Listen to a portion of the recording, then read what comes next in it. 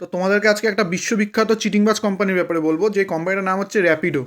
হ্যাঁ, ঠিকই শুনেছেন, র্যাপিডো হচ্ছে এত বড় চিটিংবাজ কোম্পানি যে যাদের কথার কোনো দাম নেই।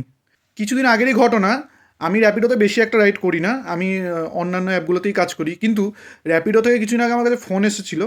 ফোন করে ওখান থেকে বললো যে আপনার আর সাবস্ক্রিপশান নিতে হবে না, আপনাকে লাইফ টাইমের জন্য জিরো কমিশন করে দেওয়া হচ্ছে বিনা সাবস্ক্রিপশানে। আমি ভাবলাম ঠিক আছে, তা আমি যখন অ্যাপে চেক করলাম, অ্যাপে চেক করার পর দেখলাম যে হ্যাঁ সত্যি, আমাকে অ্যাপেও দেখাচ্ছে যে 0% কমিশন লাইফ টাইমের জন্য, কোনো সাবস্ক্রিপশনও নিতে হবে না। তারপরে আমি কিছুদিন কাজও করলাম র্যাপিডোতে, আমার 0% কমিশন কাটলো, আমার সাবস্ক্রিপশনও নিতে হচ্ছিলো না। বেশি না, 1-1.5 সপ্তাহ কাজ করার পর হঠাৎ আমি দুদিন আগে একটা ভাড়া মেরেছি র্যাপিডোতে, দেখছি যে আমার 5% চার্জ কাটছে আবার।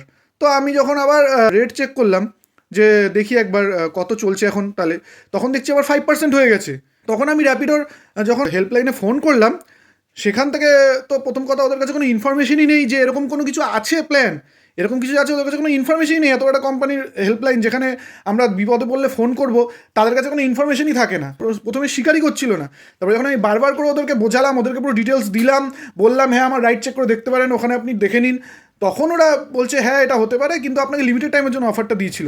আমি বললাম আমাকে একটা কথা বলুন, যে লিমিটেড টাইমের জন্য লাইফ টাইম অফার কী করে দেয়? ঠিক আছে, একেই তো র্যাপিডো অ্যাপে সারাক্ষণ ওই 25 টাকা 30 টাকার বেশি ভাড়া তো বাজে না, সারাদিন ওগুলোই বাজে।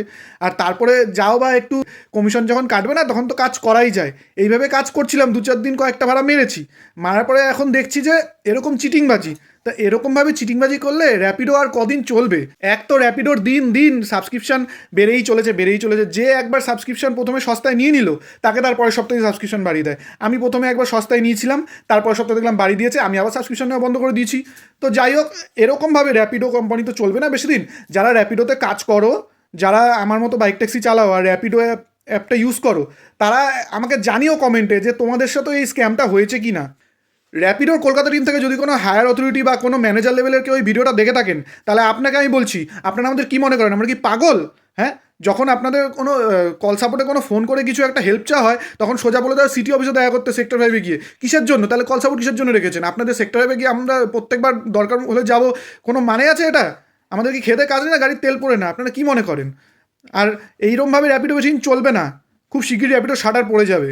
আমি তো র্যাপিডো চালানো ছেড়ে দিয়েছি। উবের চালাও ভাই, ইনড্রাইভ চালাও, যাত্রী সাথী চালাও, সব চালাও, র্যাপিডো চালিও না। র্যাপিডোর মতো ফালতু অ্যাপ আর একটাও নেই।